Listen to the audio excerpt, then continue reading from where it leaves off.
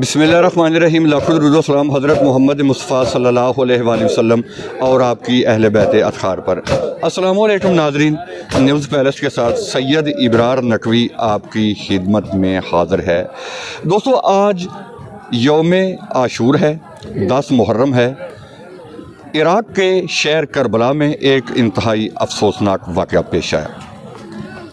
मुसलमानों के आखिरी नबी हज़रत मोहम्मद मुस्तफ़ा सल्लल्लाहु अलैहि वसल्लम की प्यारी बेटी शहज़ादी कौनैन सैयदा फ़ातिमा ज़हरा सलामुल्लाह अलैहा के बेटे इमाम हुसैन अलैहिस्सलाम को उनके जान निसार साथियों समेत बेगुनाह कत्ल कर दिया गया।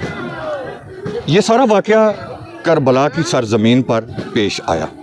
इस सारे वाक़े में जो शहीद होने वालों की तादाद है वो 72 है।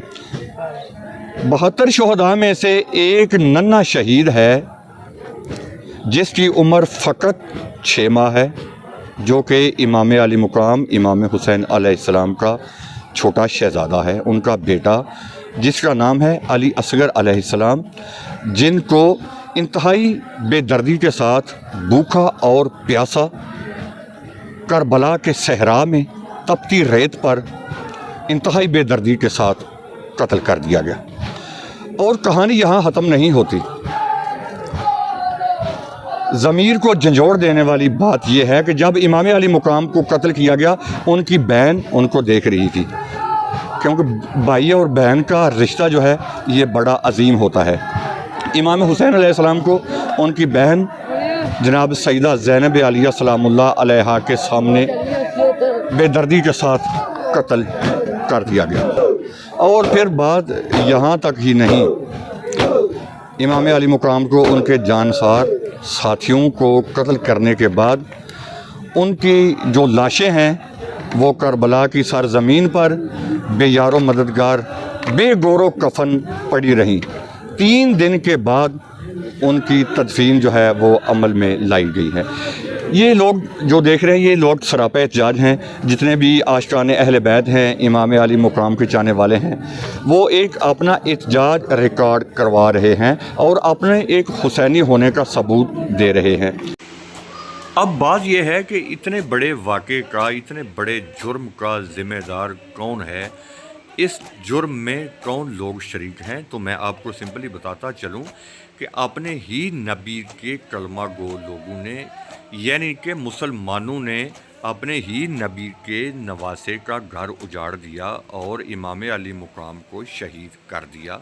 इससे पहले मैं एक बात बयान कर चुका हूँ कि करबला में शहीद होने वालों की लाशें 3 दिन तक दफन ना हो सकें, क्योंकि पाक ख़ानदान से तल्लक रखने वाली जो हस्तियां बच गई थीं उनको कैद कर लिया गया। और यही नहीं, इमाम अली मुकाम की बहन पाक सैयदा ज़ैनब आलिया को बेहया लोगों के मजमा से भी गुजारा गया। और एक इंतहाई दिल चीर देने वाली बात यह है, आपने कहीं ऐसा देखा हो, मेरा ख्याल है पॉसिबल नहीं है कि किसी बहन के भाई को बेदर्दी के साथ उस बहन के सामने ही कत्ल किया जाए और बाद में उसकी बहन पर पाबंदी लगाई जाए कि आपने अपने भाई की लाश पर बैन नहीं करने, आपने रोना नहीं। अल्लाह अकबर। लेकिन ये ऐसा पॉसिबल हुआ और करबला में वक्त के यजीदों ने ये सब कुछ करके बता दिया कि ऐसा भी मुमकिन है। अल्लाह की ज़ात लानत करे ज़ालिमों पर। हमारा मिशन और मकसद ये है न्यूज़ पैलेस का हक़ाइक़ से पर्दा उठाना, ज़ालिम को बेनकाब करना। तो वक्त के यजीद ने इतना बड़ा जुर्म किया और उसके बाद पाक सैयदजादियों के नवासे रसूल के इस पाक ख़ानदान के घरों पर दावा बोल दिया और घरों को आग लगा दी। आपने ये सारी दर्दनाक कहानी ज़रूर मुलाज़ा की होगी। तो मैं अपने चैनल न्यूज़ पैलेस की वसातत से तमाम उम्मत मुसलमान को ये पैगाम देना चाहता हूँ कि आएँ आप देखें, बहैसियत मुसलमान शिया सुन्नी का तो कॉन्सेप्ट ही ना रखें। यही बात सोचें कि ये नबी अलैहिस्सलाम का घर था। ये घर भी कोई आम घर नहीं था, اس گھر میں فرشتے بھی بغیر اجازت کے داخل نہیں ہو سکتے تھے۔ جس گھر کی مسلمانوں نے اس طرح پامالی کی، اس طرح توہین کی، اللہ کے ظالموں پر اپنی لعنت کرے۔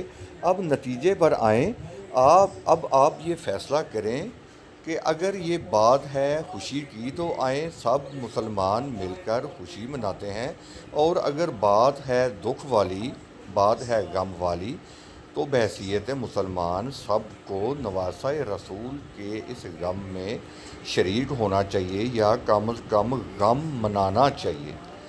تو دوستو، ہماری اس ویڈیو کو زیادہ سے زیادہ شیئر کیجیے گا، کمنٹ میں اپنی رائے کا اظہار ضرور کیجیے گا۔ سید ابرار نقوی کو اجازت دیجیے، انشاءاللہ اگلی ویڈیو کے ساتھ جلدی آپ کی خدمت میں حاضر ہوں گے۔ قتل حسین اصل میں مرگ یزید ہے، اسلام زندہ ہوتا ہے بس کربلا کے بعد۔